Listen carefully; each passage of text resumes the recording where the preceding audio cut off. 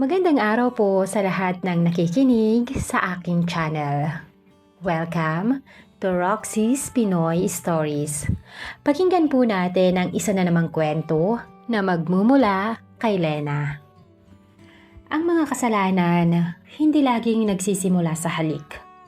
Minsan ay sa mga simpleng pagtitig lang.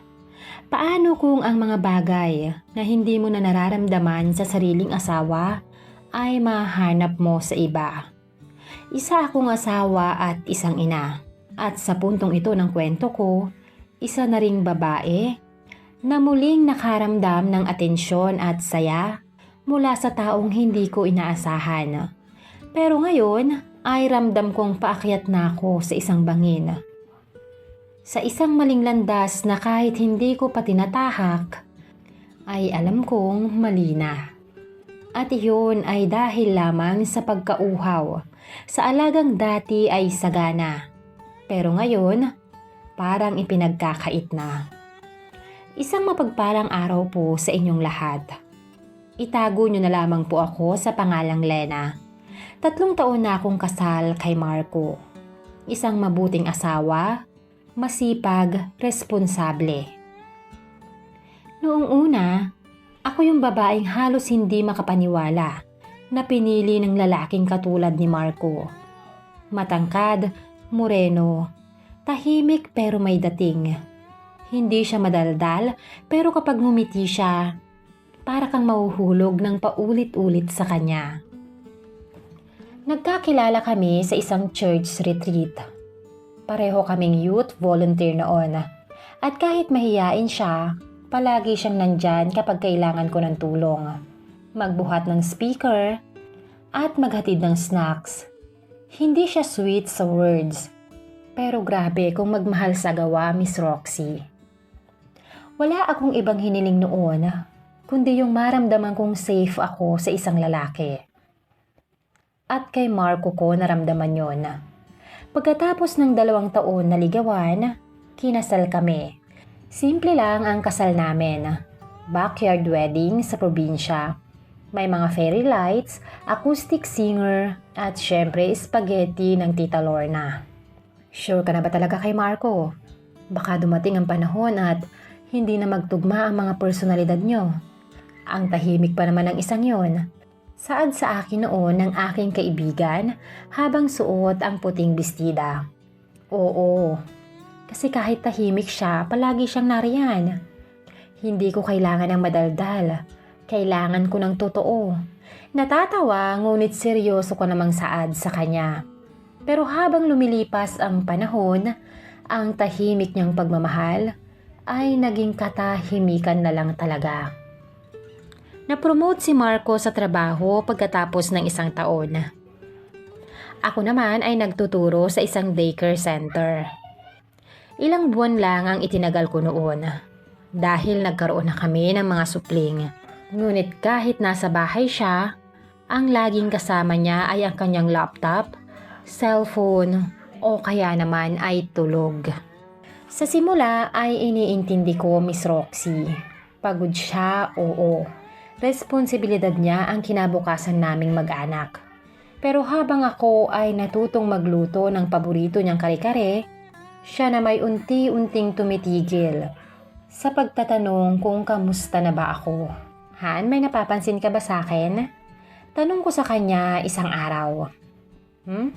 Wala naman, bakit? Balik niyang tanong sa akin na nakakunot pa ang noo. Bagong gupit kaya ako? Nakangiting sabi ko sa kanya at ipinakita ko pa ang buhok kong kagugupit lang. Ang ganda mo pa rin. Tanging saad lamang niya sabay balik ng tingin sa kanyang cellphone. Wala man ng kabuhay-buhay, Miss Roxy, ang kanyang pagkakasabi ng mga katagang yun. Nang araw na yon, bagsak na bagsak ang pakiramdam ko. Dumadating lang ang punto na nararamdaman kong asawa ako ay kapag pinapaalalahanan niya akong bayaran ang kuryente. Wala nang kamusta ang araw mo? Wala nang mga halik sa umaga. Wala na yung mga yakap sa gabi kahit pagod siya. Ang masakit, Miss Roxy, hindi naman siya masamang asawa. Hindi siya nananakit. Hindi siya babaero. Pero ramdam mo yung lungkot na hindi mo alam kung saan nanggagaling. Isang gabi habang nag-aayos ako ng kama ay tinanong ko siya. Marco, masaya ka pa ba? Tanong ko sa kanya isang gabi habang nag-aayos ako ng kama. Natigilan siya sandali. Oo naman. Bakit parang hindi na tayo katulad ng dati? Malungkot kong tanong sa kanya. Dahil hindi na tayo teenager. Realidad na to, Lena. Hindi tayo laging masaya. Seryosong sagot niya. Tumango na lamang ako at tumalikod. Pero sa loob ko ay gusto kong sumigaw. Doon nagsimula ang tanong sa isip ko, Miss Roxy. Paano kapag ang damdaming hindi ko na nararamdaman sa kanya ay bigla kong maramdaman sa iba? Ang hindi ko lang alam, dadating pala ang magiging kasagutan sa tanong na yon sa isip ko. Si Anton. Siya ay ang bunsong kapatid ni Marco. 5 years ang pagitan nila. Mas outgoing, mas madaldal, mas may buhay. Galing siya noon sa probinsya at pinagpaalam siya sa akin ng aking asawa na doon muna daw tutuloy sa amin. Medyo bagsak ang negosyo at kailangan muna ng pansamantalang matutuluyan habang inaayos ang application niya papuntang abroad. At bilang asawa, kahit may alinlangan, wala naman akong nagawa kundi tumango. Pamilya niya naman, tsaka pansamantala lang naman. Iyon ang sinasabi ko sa sarili ko. Hindi ko masasabing close kami ni Anton. Ilang beses lang naman kaming nagkausap noon. Ngunit hindi rin naman siya awkward kasama dahil napaka-friendly niyang tao. Rinig ko ay wala daw itong nobya at naghiwalay. 4 na taon na ang nakalilipas. Dumating si Anton isang hapon. May backpack na dala, naka-jacket at agad nang umiti pagkarating. Ate Lena, bati niya habang abot kamay ang pasalubong niyang chicharon at otap. Aba, napakaganda mo pa rin. Hindi ka talaga tumatanda. Napatawa ako sa hirit niyang yun. Kalokohan, pumasok ka na nga. At sa unang araw pa lang, Miss Roxy, napansin ko na agad ang malaking kaibahan nila. Si Marco, tahimik sa mesa. Si Anton, kwento ng kwento. Si Marco ay puro cellphone sa sala. Si Anton naman ay nakikipagkwentuhan habang naghuhugas ako ng plato. Si Marco, hindi na napapansin ang bango ng mga luto ko. Si Anton naman, hindi pa natitikman ay pinupuri na. Isang gabi habang nasa kusina ako at nagluluto ng adobo, ay lumapit si Anton. Ate, ang bango naman yan. Parang hindi ako makakapag-diet nito ah.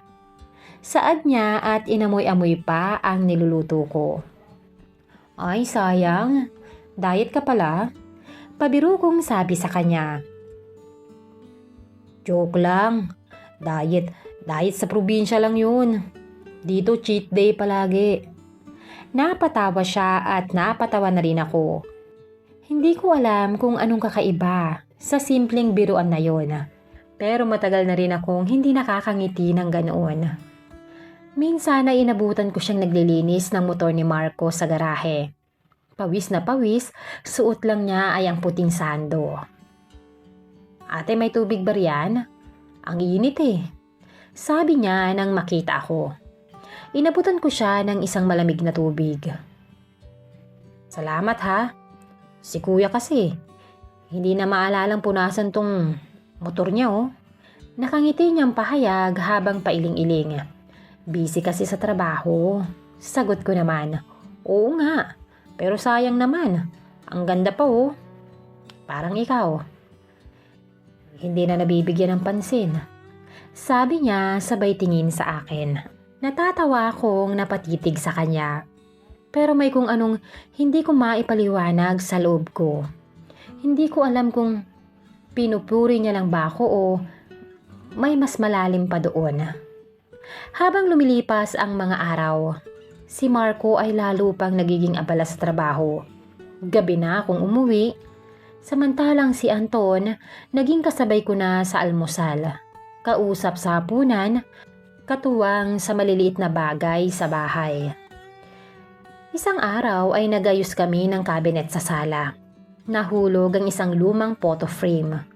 Pinulot niya ito at sabay tanong, "Ate, masaya ka ba?" Sandali akong napatingin sa kanya. "Ha? Bakit mo naman naitanong?" "Wala lang. Kasi minsan, nakikita ko yung mga mata mo. Parang may kulang eh." Wala akong naisagot sa kanya, Miss Roxy. Ngumiti lang ako, pero sa loob-loob ko ay tinamaan ako. Kasi ang totoo, may kulang talaga. At doon ko napagtanto, Miss Roxy, minsan hindi mo na kailangan ng matinding dahilan para magsimulang magkagusto sa isang tao. Minsan sapat na ang presensya. Yung marinig ka lang, yung maramdaman mo lang na may nakakakita pa rin sa'yo. Isang Sabado ng umaga ay nagkayayaan kaming mamalengke. Hindi si Marco ang kasama ko, kundi si Anton. "Ate, gusto mong samahan kita sa palengke? Gusto ko kasing makita kung saan mo binibili yung magic mong pang-adobo eh." Tanong niya sa akin ng araw na yon. "Ikaw ha, baka mamaya pag nakita mo yung presyo, hindi ka na kumain." "Sulit naman kasi. Tsaka mas masaya pag may kasama." Sa sasakyan ay masarap siyang kausap. Minsan pabiro, minsan naman ay may lalim. "Ate, seryoso ko ah. Kung ako lang ang asawa mo, araw-araw akong nasa tabi mo sa kusina. Ako na ang maghihiwa ng mga sahog. Ikaw nga lang ang magluluto." "Ay naku Anton, ewan ko sa'yo. Sabay tawa ko pero ramdam ko ang init sa pisngi ko. Pagdating sa palengke ay natural siya. Pati tindera kinakausap. Pati ako ay pinagtatawanan habang tumatawad. Sa gitna ng tawanan, napahawak siya sa balikat ko. Magaan lang, saglit lang yon. Pero sapat para umalog ang damdamin ko. Minsan naggrocery kami ni Marco ay kasama pa rin si Antona. Habang abala si Marco sa pagpila sa counter, inabot naman sa akin ni Anton ang isang kahon ng paborito kong tsokolate. "Ate, gusto mo ba nito?" "Ay, hindi na. Mahal yan." Sagot ko sa kanya at umiling pa. "Libre ko naman. Pang good vibes. Lagi ka nalang seryoso eh. Deserve mo ring ngumiti paminsan-minsan." Hindi ko kinuha yung mga yon mula sa kanya. Pero ang tagal ko nang hindi naririnig ang salitang deserve ko. Isang gabi ay naabutan ko siyang nag-aayos na mga gamit sa sala. Sira raw ang zipper ng duffel bag niya. Lumapit ako para tumulong. Sa pag-abot ko ng gunting ay nagtama ang mga kamay namin. Hindi ko naman agad binawi yun, ngunit nagkatinginan kami. "Ate? Wala. Ang bait mo lang. Ang swerte ni kuya sa'yo." Napangiti ako, hindi dahil sa papuri, kundi dahil sa kung paano niya bigkasin ang mga salitang yon dahil may pahiwatig. Minsan ay malalim na ang gabi, ngunit hindi pa nakakauwi si Marco. Wala man lang text, ni hindi man lang nagsabi kung anong oras siya uuwi. Kami naman ni Anton ay sabay na naghapunan. "Ate Lena, alam mo ba minsan, napapaisip rin ako kung bakit may mga taong nasa paligid mo na, pero hindi ka talaga nakikita. Bakit mo naman nasabi yan?" Nagtataka kong tanong sa kanya. Kasi kung ako si kuya, siguro hindi ko palalagpasin ang araw na hindi kita nakakausap o nakikita. Tumahimik ako, Miss Roxy. Kasi paano mo nga ba sasagutin ang mga ganong klase ng pangungusap? Yung parang inosente, pero may halong sigaw. Naalala ko pa noon isang madaling araw. Nagising ako para uminom ng tubig. Naabutan ko siya mula sa kusina at humihigop ng kape. "O ate, hindi ka ba makatulog?" Tanong niya pa pagkakita sa akin. "Nauuhaw lang, tanging sambit ko lang." "Gusto mo? Mainit pa to." Sabi niya sabay abot ng tasa. Imbis na tanggihan ay naupo ako sa tapat niya. Tahimik kaming dalawa, walang kwento, walang salita, pero damang-dama ang presensya ng bawat isa. At sa mga araw na yon, unti-unting naging bahagi ng araw ko si Anton, Miss Roxy. At mas nakakatakot pa ron, hindi ko na siya gustong mawala. Umaga pa lang, ramdam ko na ang pagod ni Marco. Dahan-dahan siyang gumising, kinuha ang cellphone, nagbihis. Tapos diretso sa labas nang halos walang imik. Walang good morning. Walang nagkape ka na ba. Naiwan akong nakatingin sa pintuan. Ganito na lang ba kami? Bulong ko sa sarili ko. Araw-araw magkasama, pero parang hindi na magkausap. Si Anton na ang nagluto ng aming pananghalian. "Ate, magpahinga ka na lang muna. Ako na magluluto ngayon. Tinola lang naman to. Kayang-kaya." Nakangiti niyang pagpipresinta. "Nako, baka lasang dagat yung sabaw niyan ha?" Biro ko naman sa kanya. "Wow, masama ka rin pala minsan." Sabay ngisi niya habang hinihiwa ang papaya. Paglingon ko ay ayos na ang mesa. May set up pa ng 2 plato at juice. "O, dito ka na ate. Para kahit ngayon lang, may maghain sa'yo." Hindi ko alam, Miss Roxy, kung gutom lang ba ako o dahil sa paraan ng pagkakabanggit niya. Pero sa unang subo ko, parang may bumalik na alaala. Mga panahong si Marco ang nag-aasikaso sa akin. Inaabot ang kutsara, nilalagyan ng kanin ang plato ko. "Masarap?" Tanong ni Anton sa akin. "Ayos," sagot ko at humigop pa ng sabaw. "Minsan lang naman kita maipagluluto ng ganyan eh." Napatingin ako sa kanya. Walang biro na mababakas sa mukha niya. "Alam mo ate, napakabait mo. Ang galing mong mag-alaga. Kung ako lang..." Naputol ang kung ano pang sasabihin niya nang tumunog ang cellphone ko. Tuwing gabi ay madalas ko siyang naaabutang naglilinis sa kusina. Nag-aayos rin ng mga kalat ng mga anak namin ni Marco, na sina Gab at Ellie. "Dapat nagpapahinga ka na, Anton," sabi ko habang nagliligpit siya. "Hindi naman ito nakakamatay ate, tsaka gusto ko lang naman makatulong." Minsan naman ay naaabutan ko siyang inaasikaso ang assignment ni Ellie. Napatingin ako sa kanila mula sa pinto. Nakaupo si Anton habang hawak ang isang notebook, habang si Ellie naman ay nakikinig lang sa kanya. Hindi ko maiwasang mapangiti. Napaisip ako, kailan nga ba huling tinuruan ni Marco ang mga anak namin ng kahit na anong assignment? Kinabukasan ay nakaramdam ako ng pananakit ng katawan. Nilagnat at walang gana sa pagkain. Si Marco maagang umalis. Walang tanong, walang lambing. Pero si Anton, "Ate Lena?" Pagtawag niya sa akin mula sa labas ng kwarto. "Bakit? Pwede ba kitang lutuan ng lugaw?"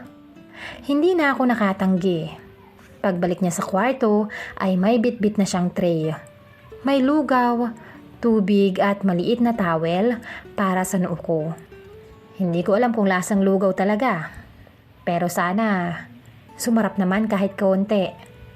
Inalalayan niya akong umupo at inalok ang kutsara. "Anton, salamat ha. Hindi mo naman ito responsibilidad." Sinsero kong sabi sa kanya. "Walang anuman. Kagustuhan kong alagaan ka." Tumigil ang oras at sandaling katahimikan. Tiningnan ko siya sa mga mata. Punong-puno ng pag-alala, puno ng lambing.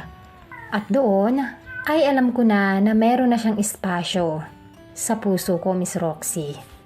Minsan isang gabi, habang palabas ako ng kwarto, ay sakto namang palabas din siya sa banyo. Ate, pagtawag pansin niya sa akin. Huwag ka masyadong magpakalunod sa lungkot. Nag-aalala niyang sambit sa akin. Okay lang ako. Saad ko at pilit nang umiti. Hindi mo naman kailangan palaging maging okay. Minsan, pwede kang mapagod. Pwede kang umiyak.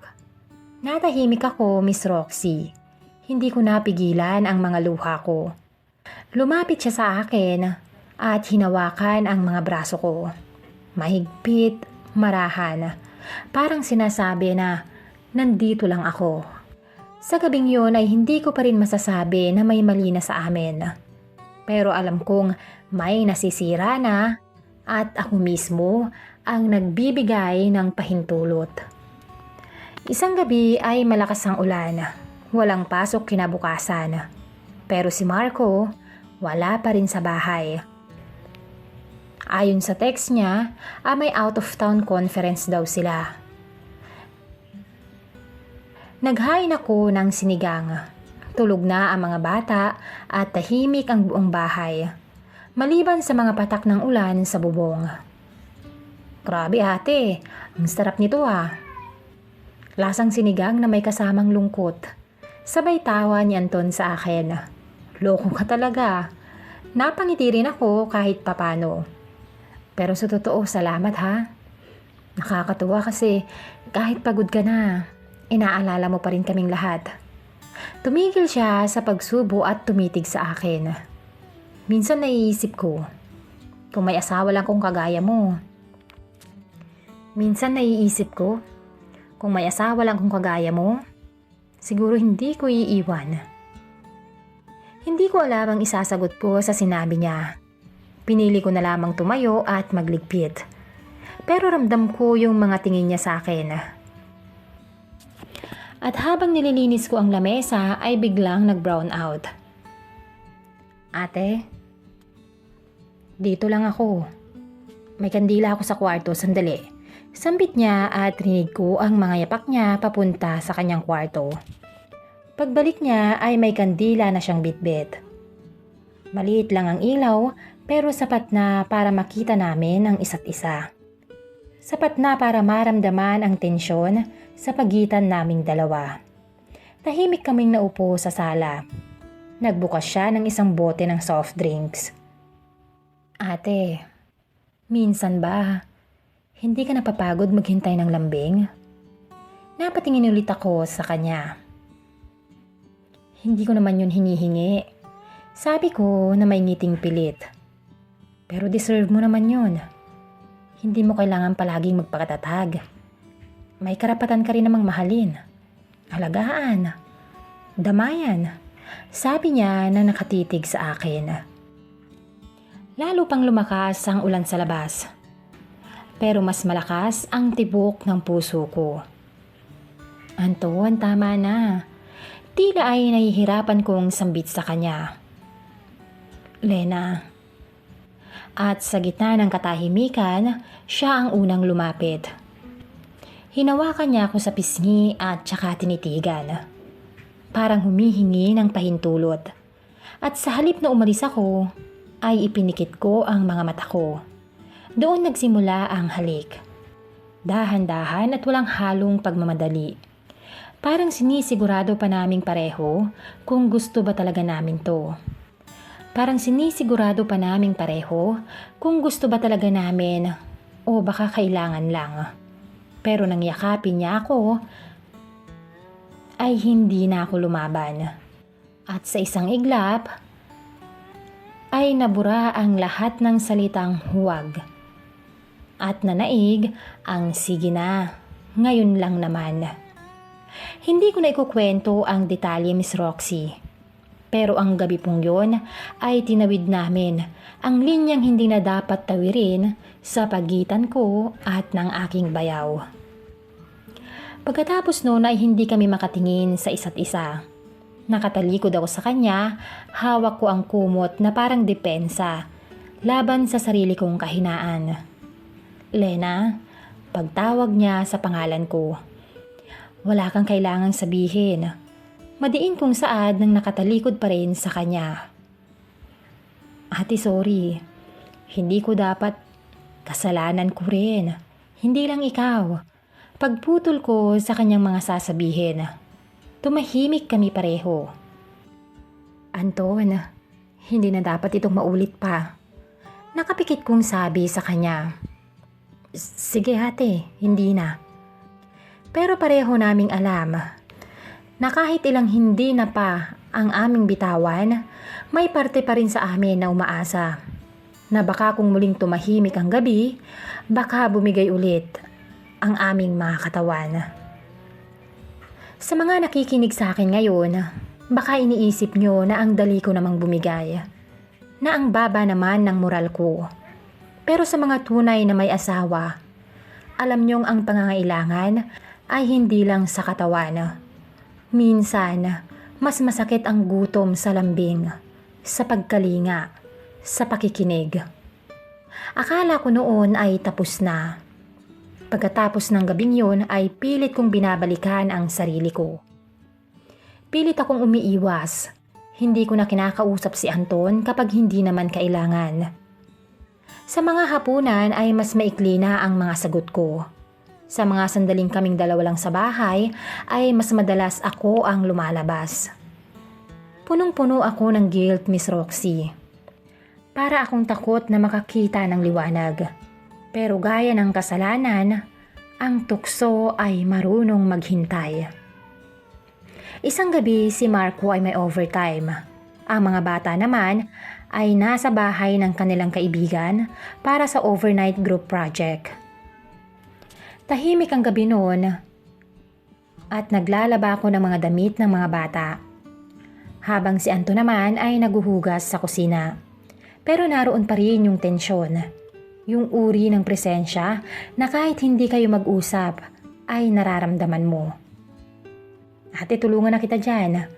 Ani Anton habang hawak ang towel. Hindi na, okay lang ako. Ayaw ko namang nakikita kang masyadong napapagod. Anton, please. Hindi na tayo dapat. Oo, pero di ba sa tagal mo din namang nagtitiis? Deserve mo rin namang sumaya? Nilapitan niya ako at sapat na ang isang titig lang. At muli, parang kasaysayan na lang ang mga pangako kong tama na. At doon ay lalo kong kinasuklaman ang sarili ko, Miss Roxy.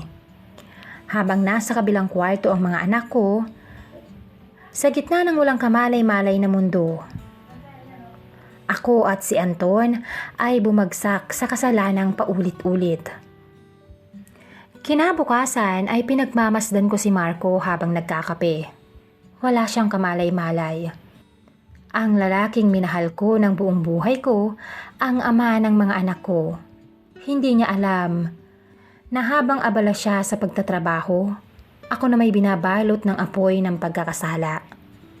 Muli ay ako po si Lena, isang tagapag-alaga ng tahanan. Mahal ko pa rin naman po ang asawa ko. Pero sa sobrang gutom ko sa pansin, sa kalinga at pagmamahal, napadpad ako sa yakap ng kapatid niya. Araw-araw ay sinusubukan kong umiwas. Ang gusto ko lang malaman ngayon ay kung paano ba ako makakabalik sa tama. Kung may mali na bumubuo sa pagkatao ko. Hanggang dito na lamang po, lubos na gumagalang, Lena. Maraming salamat po sa lahat ng nakinig sa ating kwento. Kung may nais po kayong iparating kay Lena, magkomento lang po sa kanyang istorya. Ang inyong lingkod, Miss Roxy.